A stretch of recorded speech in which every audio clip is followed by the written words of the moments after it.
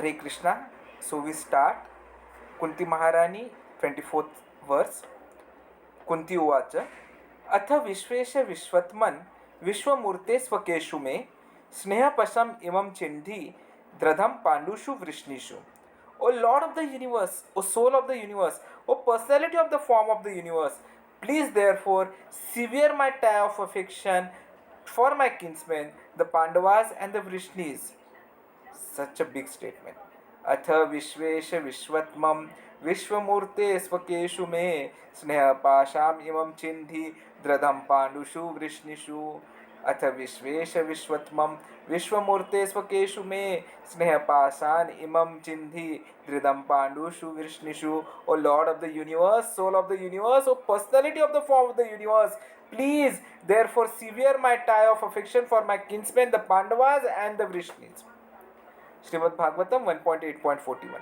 A pure devotee of the Lord is ashamed to ask anything in self-interest from the Lord, but the householders are sometimes obliged to ask favors from the Lord, being bound by the tie of family affection. Srimati Kunti Devi was conscious of this fact, and therefore she prayed to the Lord to cut off the affectionate tie from her kinsmen, the Pandavas and the Vrishnis. The Pandavas are her own saints, and the Vrishnis are the members of her paternal family. Krishna was equally related to both families. Both the families required the help of the Lord. Srimati Kunti Devi wished Sri Krishna to remain with her sons the Pandavas, but by his doing so, her paternal house would be bereft from the benefit. All these partialities troubled the mind of Kunti, and therefore she desired to cut off the affectionate tie. A pure devotee cuts off the limited ties of affection for his family and widens his activities of devotional service for all forgotten souls. The typical example is the band of 6 Goswamis who followed the path of Lord Chaitanya. All of them belonged to most enlightened and cultured rich families of the higher caste, but for the benefit of the mass of population, they left their comfortable homes and became mendicants. The cut off all family affection means to broaden the field of activities. Without doing this, no one can be qualified as a Brahmana, a king, a public leader, or a devotee of the Lord. The personality of Godhead as an ideal king showed this by example. Sri Ramchandra cut off the tie of affection for his beloved wife to manifest the qualities of an ideal king. Such personalities as a Brahmana, a devotee, a king, or a public leader must be very broad-minded in discharging their respective duties. Srimati Kunti Devi was conscious of this fact, and being weak, she prayed to be free from such bondage of family affection. The Lord is addressed as the Lord of universe or the Lord of universal mind, indicating his all-powerful ability to cut the hard knot of family affection. Therefore, it is sometimes experienced that the Lord, out of his special affinity towards a weak devotee, breaks the family affection by force of circumstances arranged by his all-powerful energy. By doing so, he causes the devotee to become completely dependent on him and thus clears the path for his going back to Godhead. Kunti was the daughter of the Vrishni family and the wife and mother of Pandava family. Generally, a woman has affection for both her father's family and husband's family, and therefore Kunti prays to Krishna, I am a woman and women are generally attached to their families, so kindly cut off my attachment so that I may be thoroughly attached to you. Without you, both families are zero. I am falsely attached to these families, but my real purpose in life is to be attached to you. This is Bhakti. Bhakti involves becoming free from the attachment of this material world and becoming attached instead to Krishna. One cannot become unattached, for one must be attached to something, but in order to become attached to Krishna or entered into the devotional service of the Lord, one has to become detached from material affection. People ordinarily go to Krishna to maintain their attachment to this material world. Oh God, they pray, give us our daily bread. They have attachment to this material world, and to live in this material world, they pray for supplies of material things so that they can maintain their status quo. This is called material attachment. Although in one sense, of course, it is good that people go to God to secure their material position, that is not actually desirable. Rather than worship God to increase one's opulence in the material world, one should become free from material attachment. For Bhakti Yoga, therefore we should be detached. Our suffering is due to our attachment. Because we are materially attached, we desire so many material things, and therefore Krishna gives us the opportunity to enjoy whatever material facilities we want. Of course, we must deserve these facilities. First, deserve, then desire. Suppose I want to become a king, I must have pious activities behind me so that I can become a king. Krishna can give us whatever we want, even mukti, liberation, but bhakti is special consideration, because when he gives someone bhakti, he becomes purchased by the bhakta and becomes a tool in the hands of the bhakta, even though he is the supreme powerful. Radharani, the symbol of the topmost bhakti, is so powerful that she purchased Krishna. Therefore, Vaishnavas take shelter of the lotus feet of Radharani, for if she recommends, oh, here is a nice devotee, Krishna must accept him. To become a devotee of the Lord, one must be completely cleansed of all material attachments. This qualification is called Vairagya. Upon becoming a student of Sri Chaitanya Mahaprabhu, Sarvabhaum Bhattacharya wrote 100 verses praising him. 2 of those verses are mentioned in Chaitanya Charitamrita, and one of them is this statement: Vairagya Vidya Nija Bhakti Yoga Shikshartham Ekah Purusha Puranah Shri Krishna Chaitanya Shariradhari Kripabundhir Yastam Aham Prapadde. Let me take shelter of the Supreme Personality of Godhead, Shri Krishna, who has descended in the form of Lord Chaitanya Mahaprabhu to teach us real knowledge. His devotional service and detachment from whatever does not foster Krishna consciousness. He has descended because he has an ocean of transcendental mercy. Let me surrender unto his lotus feet. Chaitanya Charitamrita Madhya Leela 6.254. Sarvabhaum Bhattacharya thus offered his prayer to the Supreme Personality of Godhead, who had now assumed the form of Chaitanya Mahaprabhu, just to teach people how to develop knowledge, become detached, and become pure devotees of Krishna. Although when Chaitanya Mahaprabhu was only 24 or 25 years old, he had a lovable, beautiful wife and a devoted, affectionate mother. He gave up everything and took a sannyasa, the renounced order of life. When Chaitanya Mahaprabhu was a grihastha, a householder, he was so much honored that merely by the direction of his finger, he was able to enlist thousands of people to join him in civil disobedience movement. In Nadia, the city where he lived, his position was very respectable, and he was very beautiful. Yet he gave up his young, faithful, beautiful wife, his affectionate mother, his position, and everything else. This is called Vairagya, renunciation. If someone who has nothing to possess says, I have renounced everything, what is the meaning of his renunciation? But if one has something and then renounces it, his renunciation is meaningful. So Chaitanya Mahaprabhu's renunciation is unique. No one else could give up such a happy home, such honor and such affection from mother, wife, friends and students. Even Advaita Prabhu, although the age of Chaitanya Mahaprabhu's father honored Chaitanya Mahaprabhu, yet still Chaitanya Mahaprabhu gave up everything. Why? Just to teach us. Apni achari Prabhuji vera saikya.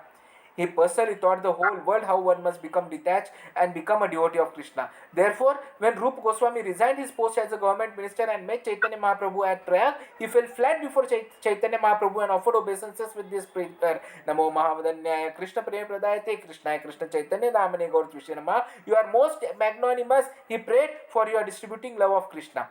Love of Krishna is not an easy thing to obtain, because by this love one can purchase Krishna. But Chaitanya Mahaprabhu distributed this love of Krishna to anyone and everyone, even to two drunkards, Jagai and Madai. Narottam Das Thakur has therefore sung, दीनहीन यतचिला Hari नाम उद्धारिला तार साक्षी जगाय madhaya.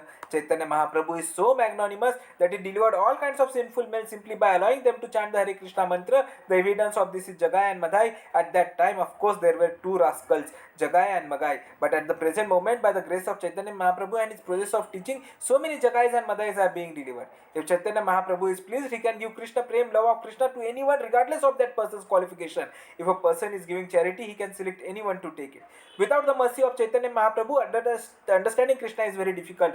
Manushyanam sahasreshu kashtitiyatiti siddhay. Bhagavad Gita 7.3. Out of many millions of people, hardly one tries to take his life spiritually successful. People simply work like animals, not knowing how to make a success of human life. Once human life is successful when one understands Krishna, otherwise one remains an animal. Anyone who is not Krishna conscious, who does not know who Krishna is no better than an animal. But Chaitanya Mahaprabhu gave this confession to the fallen souls of this age. Simply chant the Hare Krishna Maha Mantra and you will be delivered. This is Chaitanya Mahaprabhu's special concession. Kirtanad eva Krishnasya mukta sangha param rajet. Bhagavatam 12.3.51. Now, Kunti was not an ordinary devotee. She had become one of the relatives of Krishna, and therefore Krishna had come to offer her respects. But still she said, Krishna, I have become attached to two families, my father's family and my husband's family. Kindly help me become detached from these families. Thus, she illustrated that one must become detached from society, friendship and love, all of which will otherwise entangle us. As long as I think I belong to this family, I belong to this nation, I belong to this religion, I belong to this color and so on, there is no possibility of becoming Krishna conscious. As long as one thinks that one is American, Indian or African, that one belongs to this family or that family, that one is the father, mother, husband or wife of this or that person, one is attached to material designations. I am spirit soul, and all these attachments belong to the body, but I am not this body. This is the essence of understanding. If I am not this body, then whose father or whose mother am I? The supreme father and mother is Krishna. We are simply playing the parts of father, mother, sister or brother as if on stage. Maya, the material nature, is causing us to dance, telling us you are a member of this family and a member of this nation. Thus we are dancing like monkeys. In Bhagavad Gita 3.27 it is said, Prakrate kriyamanani gunai karmani sarvasaham ahankar Ahankara Vimudatma Karta Aham Iti Vanyate. This verse indicates that because the living entity has associated with a certain quality of nature, nature is making him dance according to that quality, and thus one is thinking I am this and I am that. This information provided in Bhagavad Gita is the basic principle of understanding, and it will give one freedom.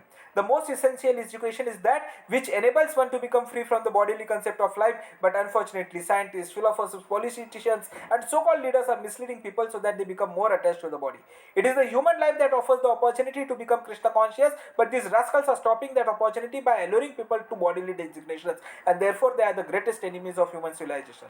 One attains a human body after evolving through 84 lakh life forms, from aquatics to plants and then to trees, insects, birds, beasts and so on. Now people do not know what is the next step in evolution, but that is explained in Bhagavad Gita 9.25, Yanti Deva Vrata Devan. As the next step in evolution, one may, if one desires, go to a higher planetary system. Although every night people see so many planets and stars, they do not know what these higher planetary systems are. But from the Shastra, the Vedic literature, we can understand that on these higher planetary systems, material comforts are available that are many times greater than those on this planet.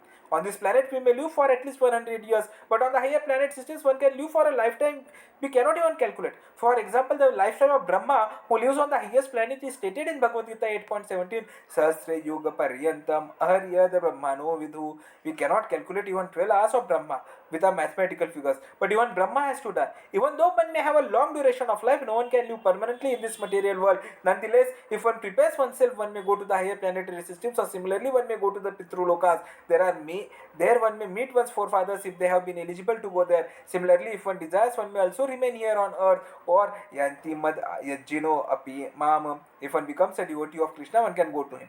One may go to hell, one may go to heaven, or one may go back home, back to Godhead as one likes. Therefore, an intelligent person should think, if I have to prepare for my next life, why not prepare to go back home, back to Godhead? One's present body will be finished, and then we will have to accept another body. What kind of body one will accept is stated in Bhagavad Gita 14.18. Urdhvam gachanti sattah satvastah. Those who are in the mode of goodness, avoiding the four principles of sinful life, will live their next life on a higher planetary system. Even if one does not become a pure devotee of the Lord, if one follows the regulative principles of avoiding sinful life, one will remain in goodness and get this opportunity. Human life is meant for this purpose, but if we waste our life just like living like cats and dogs, eating, sleeping, mating and defending, then we shall lose this opportunity. Rascals, however, do not know this. They do not believe that there is the next life. In Russia, Professor Kautoski told Prabhupada, Swamiji, after this body is finished, everything is finished.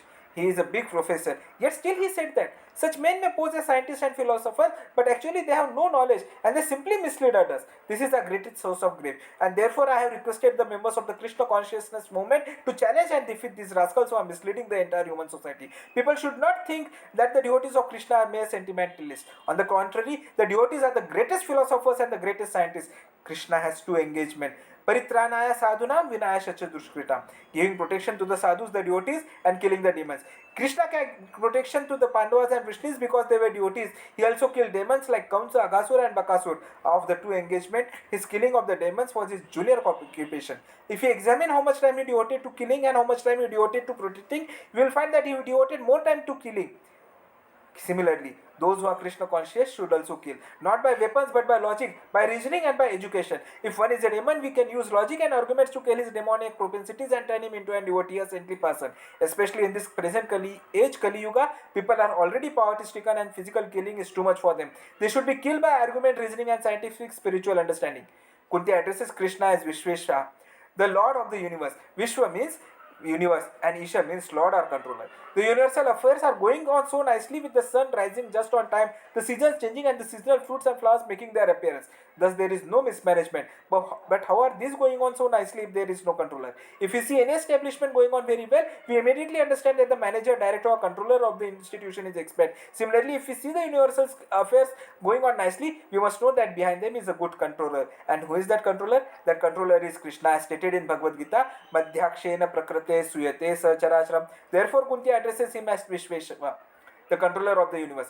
People are interested only in pictures of Krishna embracing Radharani that depict the dealings of Radha and Krishna to be like those of ordinary boys and girls. They don't understand Krishna. Such obnoxious pictures should be avoided. Krishna is the supreme controller. Let there be a picture showing how Krishna is controlling the whole universe. That kind of picture is wanted, not these cheap pictures. Unless the living force is present within the body cannot move or work nicely. And similarly, within the universe, the cosmic manifestation, Krishna is present as the living force, Kshirodakshayi Vishnu or Paramatma. Therefore, Kunti addresses Krishna as Vishvatma. the soul of the universe. Rascals do not know this world is moving and how this universe is acting, and therefore they should learn from Srimad Bhagavatam. Kunti Devi also addresses Krishna as Vishwamurti, the personality of the form of universe. When Arjuna wanted to see Krishna's universal form, Krishna immediately manifested it. This is another of Krishna's opulence, Vibhuti. The original form of Lord, however, is Krishna with two hands playing on the flute. Because Arjuna was a devotee and wanted to see the universal form, Krishna showed it to him, but that was not his actual form. A person may dress himself as a king, but his real natural appearance is shown at home. Similarly, Krishna's real form is seen at home in Vrindavan, and all other forms are expansions of his plenary portions. As stated in the Brahma Samhita, Advaitam, Achyutam, Anadim, Anantarupam. He can expand himself in millions and millions of form, Anantarupam, and he is one, Advaita, and he is infallible, Achyuta. His real form, however, is the Dvibhuja Muralidhara, the form with two hands holding a flute. Therefore, Kunti Devi says, you have your universal form, but the form in which you are standing before me is your real form. Kunti Devi prays, please sever my tie of affection for my kinsman. We are thinking this is my own, that is my own, but this is moha, illusion, janasya moha, aham mameti. How does this illusion come into existence? It becomes with the natural attraction between man and woman. A male seeks a female and a female seeks a male. This is true not only in human society but also in bird society, beast society, and so on. This is the beginning of material attachment. When a man finds a woman and they unite, this attachment becomes even more firmly established. Tayor mitho hridaya granthim ahu. Now after the attachment increases to some degree, the man and woman look for an apartment in which to live together, and then of course the man needs to earn money. When they are well settled, they must have children and also some friends to come and praise them. Oh, you have such a nice apartment and such nice children. In this way, one's attachment increases.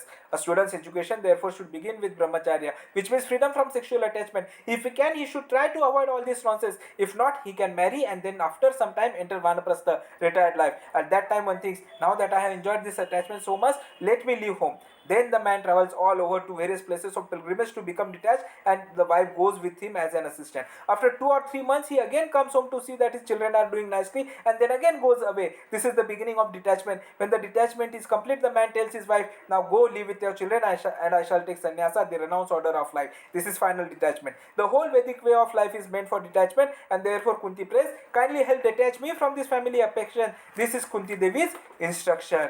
Hare Krishna. So let us recite once again what Kunti Devi said. Atha Vishvesha Vishwatmam Vishwamurte Svakeshu me Sneha Pasham Imam Chindi Trinam Pandushu Vrishnishu. O Lord of the universe, soul of the universe, O personality of the form of the universe, please therefore sever my tie of affection for my kinsmen the Pandavas and the Vrishnis. Atha Vishvesha Vishwatmam Vishwamurte Svakeshu me Sneha Pasham Imam Chindi Trinam Pandushu Vrishnishu. Hare Krishna. We'll continue again tomorrow. Hare Krishna. Radhe Radhe.